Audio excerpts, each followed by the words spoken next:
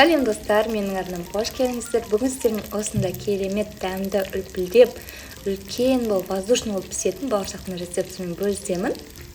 Бауырсақты осылай томып етіп, әдемі қалай пісіру керектігі туралы барлық ақпаратты айтамын. Сол үшін видеоны айналдырмай, аяғына дейін көруге кеңес етемін. Достар, қазақша футболктың дамуына үлес қоса аласыздар. Ол үшін менің арнама подписация етіп, лайк басып сақтап алыңыздар, және де колокольчикті басып қойсаңыздар, сіздерге жаңа видео шыққандығы туралы хабарлама келіп отырады. Поделиться деген кнопканы басу арқылы достарыңызбен әлеуметтік желілерде бөлісе отырыңыздар. Бауырсаққа керек ингредиенттің барлығын описанияға жазып қоямын, сол жерден көре аласыздар. Оттың астын жағып, ыдысымызды қойып, сүтті құямыз. Одан кейін үстінен тағы да су құйып, екеуін жақсылап жылытып дайындап аламыз. Жылытып алған су мен сүтті ыдысқа құямыз. Жұмыртқа құямыз. Ашытқыны саламыз.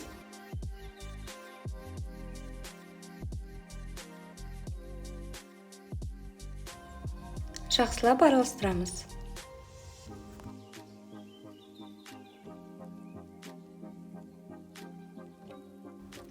Тұз, қантымызды салып жақсылап араластырып, кейін бетін жауып 10-15 минут көлемінде қалдырып қоямыз.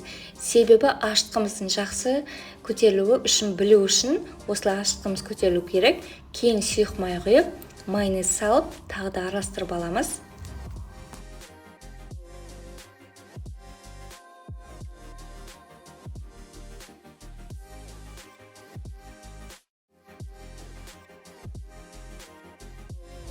Достар, енді кезекте ұнды саламыз. Ұнды бірден салмаңыздар.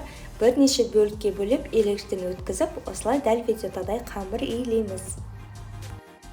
Және де өздеріңіз білетін, өздеріңіз жасап жүрген керемет болып бауырсақтар дайын болатын рецепттермен достар комментарийді бөлісе отырыңыздар, міндетті түрде жасап көруге тырысамын.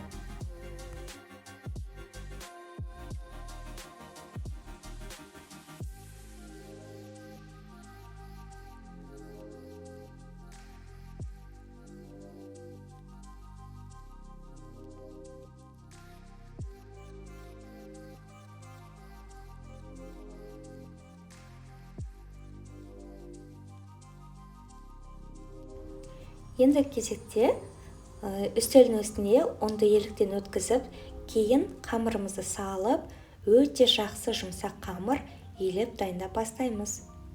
Шамамен 7 минут көлемінде қамырды жақсылап иілейміз. Бір келкі эластичный қамыр жоғу керек. Қамырға қатты күш салмай, жұмсақтау қып иілеңіздер.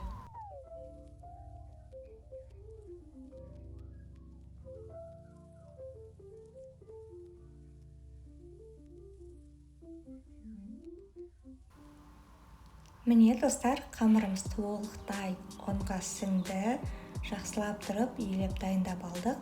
Осы қамырды енді ыдысымызға аздап сұйық май құйып, кейін қамырды саламыз. Себебі ыдысымызға қамырымыз жабысып қалмау үшін, алған кезде оңай алынуы үшін. Енді осының қақпағын жауып, 1,5 сағат көлемінде жылы жерге қалдырамыз. Міне достар, қараңыздар, қандай керемет болып қамырымыз көтеріледі. Жаңағы май жаққандықтан осылай ыдысымыздан оңай алынады қамыр.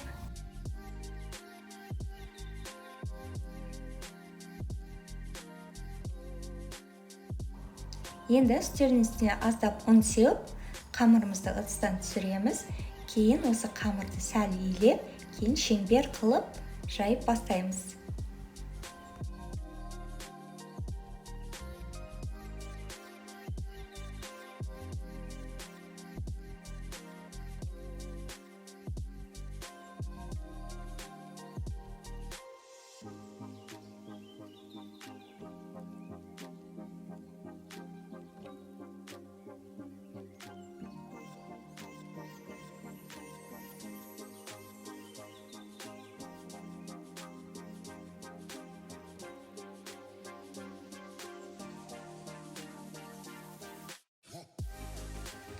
Бауырсақты енді бөліп бастаймыз. Оны осылай шыны ыдыспен немесе арнайы құралмен бөліп алсаңыздар болады. Бауырсақтың жаңағы қалыңдығы 5 мм болуы қажет, немесе 7 мм балсаңыздар да болады.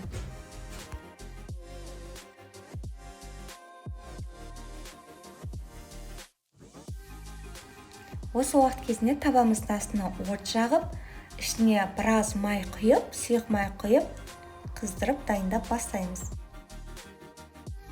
Осылай бауырсақты істеп жатқаннан кейін осындай қамыр қалады. Оны кейін қайтадан елеп, қайтадан жайып, өстіп дөңгелетіп жасап аласыздар. Жақсылап қызған майға осылай бауырсақтарды салып, кейін тез ғана аударып алыңыздар. Әйтпесе бауырсағымыз қатты үрпиіп көтеріліп кетеді. Аударып, осылай екі жағын қызартып, пісіріп дайындап аласыздар. Егер де көтеріліп кеткен жағдай болса да ештен кетпейді. Міне дәл видеодағыдай жан-жағын аударып отырып, пісіріп дайындап аламыз. Немесе шұңғыл ыдысқа майды көбірек құйып пісірсеңіз, тіптен тамаша болатын еді. Достар, әр қазағымыздың үстелінен бауырсақ үзілмейді. Сондықтан қонақ келген кезде жасайтын бауырсақтың рецептісін міндетті түрде жасап көріңіздер. Өте дәмді, нәзік, жұмсақ бауырсақтар болып шығады. Ортасы толықтай піскен, міне керемет, тамаша дәмді бауырсақтар. Видеоны аяғына дейін қарағандарыңызға рахмет.